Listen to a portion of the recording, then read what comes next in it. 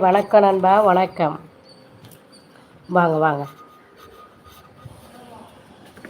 வெளில வந்துடுங்க, வெளில வந்துட்டு பேசுங்க. வணக்கம் நண்பா, வணக்கம் முகமது, வணக்கம். ஓ, அன்னைக்கு தப்பாக எழுதுன இதுவா இது? அந்த நண்பரா இல்லை பேக் ஐடியா இது? நண்பா, அன்னைக்கு அசிங்கமாக ஒரு மெசேஜ் வந்துருந்துச்சு, அந்த ஐடியா இது?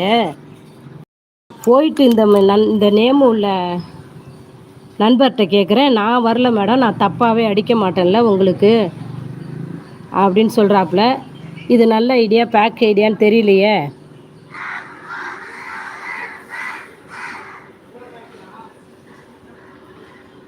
வணக்கம்.